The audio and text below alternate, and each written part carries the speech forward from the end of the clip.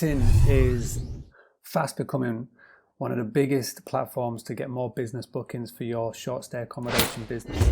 I reached out to Rob and Brian, who are two of the best that I know at LinkedIn, and how to get more interactions, connections, and getting more people aware of your business.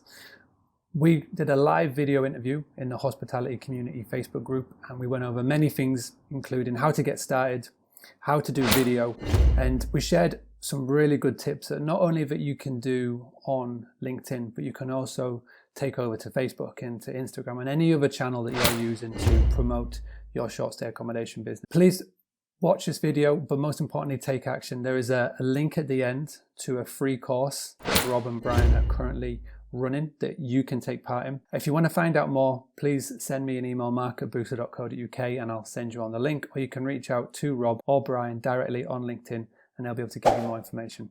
What I would love then, Brian, seeing that you've been on it for so long, if just give us a little overview of exactly what LinkedIn right now from your experience, please. LinkedIn, like I said, has typically been known, just as you shared, Mark, as a CV and a place to look for a job, right? And most people in the scheme of that number I shared, 655 million people, still think of it that way. Mm-hmm. The thing is, it's really changed significantly in just the last 2 years. And the reason for that is because of what is known as LinkedIn Video.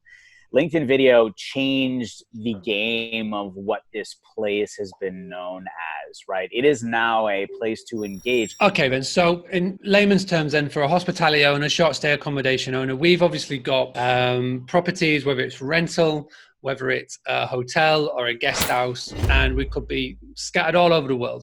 Now, Rob, I'm going to hand this question off to you very quickly. What could be, in your opinion, a great way for somebody, like I asked people to rate their skill level. We're getting a lot of ones and a lot of zeros. So I think the best way to be, right, scale it back. Where's the best place to start? If you were to go onto LinkedIn right now and you were to sort of promote your hospitality business, your short stay accommodation business, what do you think would be a great place to get started? I think to take a step back, and the first thing I think that we need to really address is the question of, are my customers on LinkedIn, right? Like as a hospitality owner, like hospitality business owner, short stay accommodations owner, you're like, okay, well, my customers are on Facebook, they're definitely on Google, they're doing Google searches and all these things. But on LinkedIn, there's lots of business being talked about, right? And there's a lot of business travelers, is that there is a big opportunity there for you to tap into, promote yourself, but also partner up with key people that are on LinkedIn that are running these things. I know, Mark, you're going to ask me for one thing, but there's a couple of really easy things that you can just like create within, like today, right? Create a company page. By creating a company page, then your company is now on LinkedIn. You want to optimize that with your city, the name of your city, and then go from there, right? The next thing, once you've done your, optimize your profiles, then you want to start creating content. It's just like Mark, like how you talk about, local marketing, right? So you want to create content around your city, talk about the different landmarks, the different places for people to see when they're there, create like videos, right? So 30, 60-second videos of like the restaurants down the street, all those things. I'm going to quickly circle back on that, because that is a really powerful tool. And I guess that's something that most people don't think about when it comes to LinkedIn, is to attract more business bookings in this shoulder season, as we're talking about.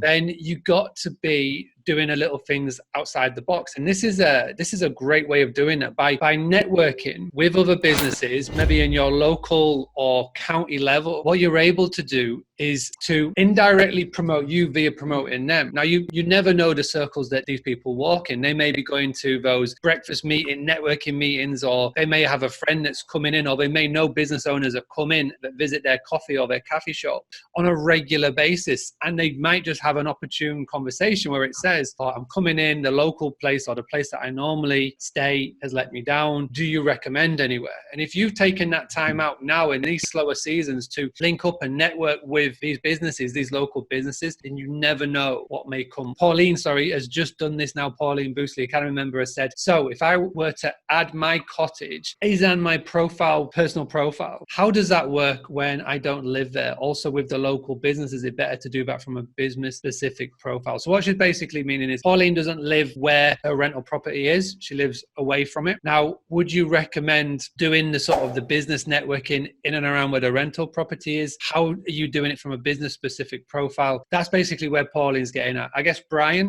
we'll jump in with you, seeing that Rob took the last one. Have you got any feedback on that, on how Pauline or anybody could crack that sort of question? I think the most important part is, and this I think happens a lot, right, with owners of properties where they don't physically live in the area that the property is, and that's okay. I think the more information and insight you're able to provide, as Rob was sharing, the better, right? Because you're able to inform those potential guests of everything happening around that. Now, what I would say is in terms of right, and relationships, kind of taking on what Rob said, is while you're thinking about those business owners, the restaurants, locals, etc., all of those people that are in that surrounding area locally, you should be connecting on LinkedIn with all of them, right? And you should be, as Rob shared, collaborating, partnering with them, right? Where maybe they're posting about the ability to have access to that location at a specific time, right? Where it brings you two together and it's like, hey, Pauline's got this great place and it's a quick kind of image, a couple of videos, what have you, of the location. And then the partner, right, also in that video is showing what's around, highlighting their restaurant and what you can have on the menu. And maybe the end of it wraps up with, you can reach Pauline here to book stay. You can reach Joe here to reserve a reservation at this restaurant, whatever it may be. And that's a great way for people to come together.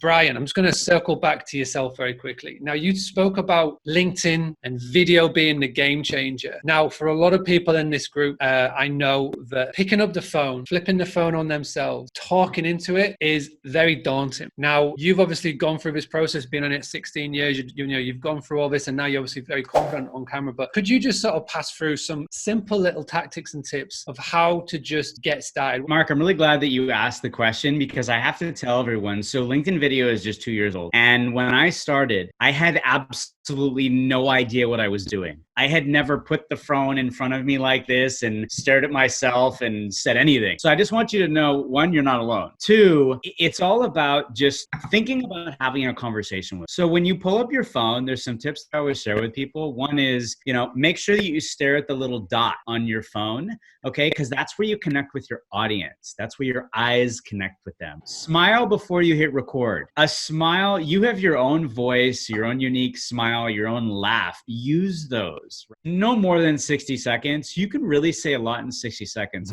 But just remember, you're just having a conversation with somebody. Just be you, and know that when you share your message and you're you, it always comes across.